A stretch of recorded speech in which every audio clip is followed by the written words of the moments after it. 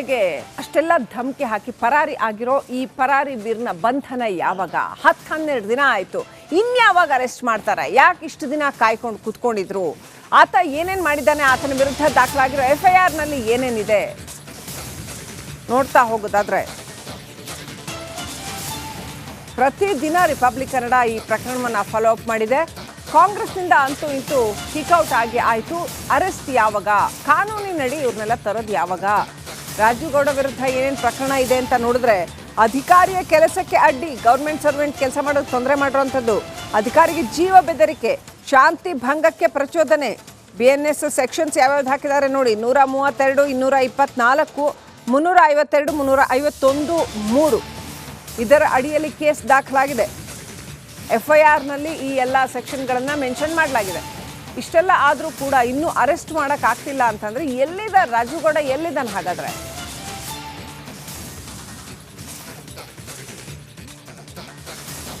ಆತನಿಗೆ ಇರ್ತಕ್ಕಂಥ ಆಯ್ಕೆ ಏನು?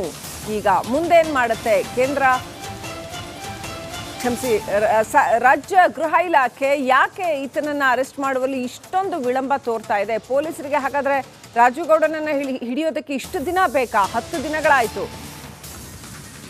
ಇನ್ನೂ ಕೂಡ ಪ್ರಭಾವ ಕೆಲಸ ಮಾಡ್ತಾ ಇದೆಯಾ? ಇನ್ನೂ ಕೂಡ ರಾಜೀವ್ ಗೌಡನನ್ನ ರಕ್ಷಣೆ ಮಾಡುವಂತ ಕೆಲಸ ಆಗ್ತಾ ಇದೆಯಾ? ತಪ್ಪು ಯಾರೇ ಮಾಡಿದ್ರು ತಪ್ಪ್ರಿ, ಅದು ರಾಜೀವ್ ಗೌಡ ಮಾಡಲಿ ಅಥವಾ ಇನ್ಯಾರೋ ಮಾಡಲಿ, ಅವರು ಪೊಲಿಟಿಕಲ್ ಲೀಡರಾ ಮತ್ತೊಬ್ಬರ ಅದೆಲ್ಲ ಮ್ಯಾಟ್ರ್ ಆಗಲ್ಲ. ಗೌರ್ಮೆಂಟ್ ಸರ್ವೆಂಟ್ಗೆ ಆವಾಜ್ ಹಾಕಿ ಇವರು ಪರಾರಿಯಾಗಿ ಓಡಾಡ್ತಾರೆ ಅಂತಂದರೆ ಈಗ ಅವ್ರಿಗಿರೋ ಆಯ್ಕೆ ನೋಡಿ, ಪೊಲೀಸರ ಮುಂದೆ ಬಂದು ಶರಣಾಗ್ಬೋದು. ಹೈಕೋರ್ಟ್ನಲ್ಲೂ ಕೂಡ FIR ರದ್ದು ಕೋರಿ ಸಲ್ಲಿಸಿದಂತಹ ಅರ್ಜಿಯನ್ನು ವಜಾ ಮಾಡಲಾಯಿತು. ಇವತ್ತಿನಿಂದ 3 ದಿನ ಕೋರ್ಟ್ ಕಲಾಪಕ್ಕೂ ರಜೆ. ಹಂಗಿದ್ರೆ ಪರಾರಿ ಸ್ಟೇಟ್ ಎಲ್ಲ ಇರಬೇಕು ರಾಜೀವ್ ಗೌಡ, ಅಥವಾ ಶರಣಾಗತಿ ಒಂದು ಆಯ್ಕೆ ಇದೆ. ಪೊಲೀಸರ ಮುಂದೆ ಬಂದು ಶರಣಾಗ್ತಾ ಇದ್ದೀನಿ ಅಂತ ಹೇಳ್ಬಹುದು. ಆವಾಗ ಮುಂದಿನ ಅಗತ್ಯ ಕ್ರಮಗಳನ್ನು ಪೊಲೀಸರು ಕೈಗೊಳ್ತಾರೆ. ಶರಣಾಗತಿಯ ಬಗ್ಗೆ ವಕೀಲರ ಜೊತೆ ಚರ್ಚೆ ಮಾಡಿ ಆತ ಬರೋ ಅಂತ ಸಾಧ್ಯತೆ ಇದೆ. ಈಗ ಅಜ್ಞಾತ ಸ್ಥಳದಲ್ಲಿದ್ದು ಪರಾರಿ ಸ್ಥಿತಿಯಲ್ಲಿದ್ದಾನೆ.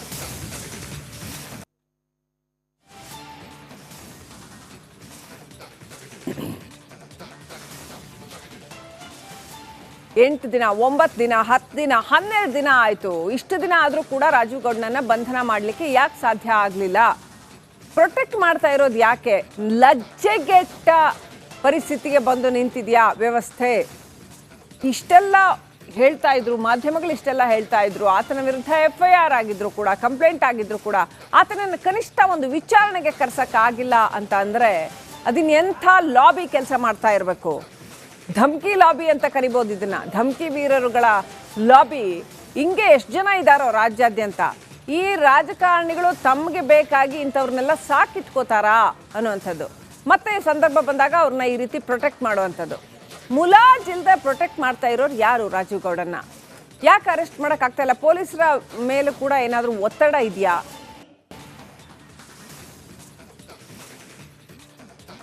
ಪೊಲೀಸರಿಗೆ ಏನು ಸಮಸ್ಯೆ ಆಗ್ತಾ ಇದೆ?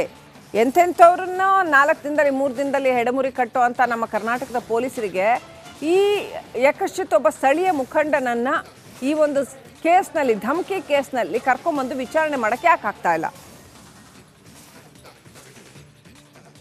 ರಾಜೀವ್ ಗೌಡನನ್ನ ಅಮಾನತು ಮಾಡಿದ್ರೆ ಸಾಕಾ?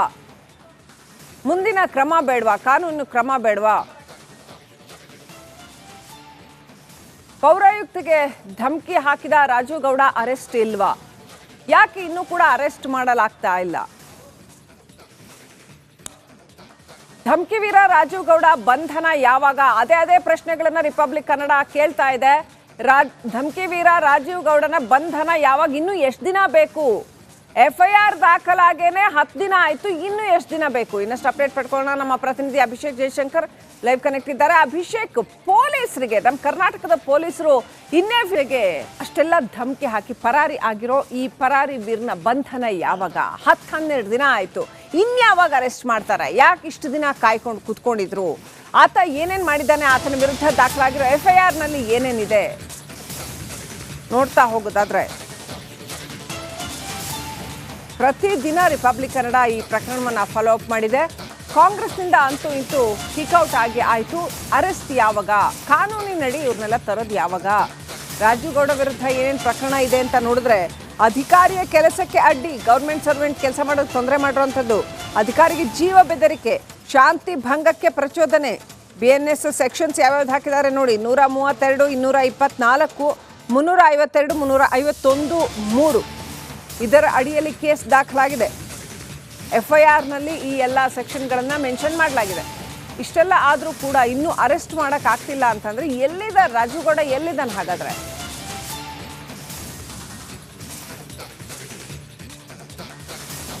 ಆತನಿಗೆ ಇರ್ತಕ್ಕಂಥ ಆಯ್ಕೆ ಏನು? ಈಗ ಮುಂದೇನು ಮಾಡುತ್ತೆ ಕೇಂದ್ರ, ಕ್ಷಮಿಸಿ, ರಾಜ್ಯ ಗೃಹ ಇಲಾಖೆ ಯಾಕೆ ಈತನನ್ನ ಅರೆಸ್ಟ್ ಮಾಡುವಲ್ಲಿ ಇಷ್ಟೊಂದು ವಿಳಂಬ ತೋರ್ತಾ ಇದೆ? ಪೊಲೀಸರಿಗೆ ಹಾಗಾದ್ರೆ ರಾಜುಗೌಡನನ್ನ ಹಿಡಿಯೋದಕ್ಕೆ ಇಷ್ಟು ದಿನ ಬೇಕಾ? 10 ದಿನಗಳಾಯಿತು. ಇನ್ನೂ ಕೂಡ ಪ್ರಭಾವ ಕೆಲಸ ಮಾಡ್ತಾ ಇದೆಯಾ? ಇನ್ನೂ ಕೂಡ ರಾಜುಗೌಡನನ್ನ ರಕ್ಷಣೆ ಮಾಡುವಂಥ ಕೆಲಸ ಆಗ್ತಾ ಇದೆಯಾ? ತಪ್ಪು ಯಾರೇ ಮಾಡಿದ್ರು ತಪ್ಪ್ರಿ, ಅದು ರಾಜೀವ್ ಗೌಡ ಮಾಡಲಿ ಅಥವಾ ಇನ್ಯಾರೋ ಮಾಡಲಿ.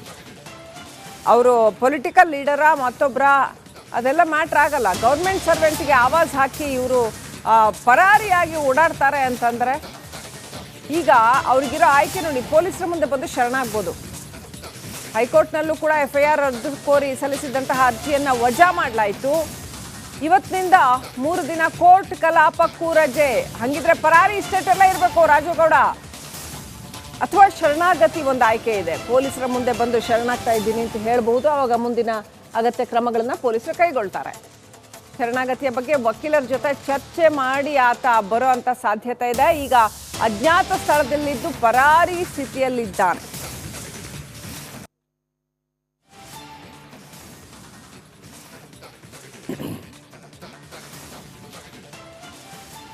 ಎಂಟು ದಿನ, 9 ದಿನ, 10 ದಿನ, 12 ದಿನ ಆಯಿತು. ಇಷ್ಟು ದಿನ ಆದರೂ ಕೂಡ ರಾಜೀವ್ ಗೌಡನನ್ನ ಬಂಧನ ಮಾಡಲಿಕ್ಕೆ ಯಾಕೆ ಸಾಧ್ಯ ಆಗಲಿಲ್ಲ?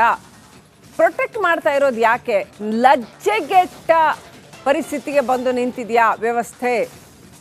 ಇಷ್ಟೆಲ್ಲ ಹೇಳ್ತಾ ಇದ್ರು, ಮಾಧ್ಯಮಗಳು ಇಷ್ಟೆಲ್ಲ ಹೇಳ್ತಾ ಇದ್ರು. ಆತನ ವಿರುದ್ಧ FIR ಆಗಿದ್ರು ಕೂಡ, ಕಂಪ್ಲೇಂಟ್ ಆಗಿದ್ರು ಕೂಡ ಆತನನ್ನು ಕನಿಷ್ಠ ಒಂದು ವಿಚಾರಣೆಗೆ ಕರ್ಸಕ್ಕಾಗಿಲ್ಲ ಅಂತ ಅಂದರೆ ಅದನ್ನೆಂಥ ಲಾಬಿ ಕೆಲಸ ಮಾಡ್ತಾ ಇರಬೇಕು? ಧಮ್ಕಿ ಲಾಬಿ ಅಂತ ಕರಿಬೋದು ಇದನ್ನ, ಧಮ್ಕಿ ವೀರರುಗಳ ಲಾಬಿ. ಹಿಂಗೆ ಎಷ್ಟು ಜನ ಇದ್ದಾರೋ ರಾಜ್ಯಾದ್ಯಂತ. ಈ ರಾಜಕಾರಣಿಗಳು ತಮಗೆ ಬೇಕಾಗಿ ಇಂಥವ್ರನ್ನೆಲ್ಲ ಸಾಕಿಟ್ಕೋತಾರಾ ಅನ್ನುವಂಥದ್ದು. ಮತ್ತೆ ಸಂದರ್ಭ ಬಂದಾಗ ಅವ್ರನ್ನ ಈ ರೀತಿ ಪ್ರೊಟೆಕ್ಟ್ ಮಾಡುವಂಥದ್ದು. ಮುಲಾಜಿಲ್ದೆ ಪ್ರೊಟೆಕ್ಟ್ ಮಾಡ್ತಾ ಇರೋರು ಯಾರು? ರಾಜೀವ್ ಗೌಡನ್ನ ಯಾಕೆ ಅರೆಸ್ಟ್ ಮಾಡೋಕ್ಕಾಗ್ತಾ ಇಲ್ಲ? ಪೊಲೀಸರ ಮೇಲೂ ಕೂಡ ಏನಾದರೂ ಒತ್ತಡ ಇದೆಯಾ?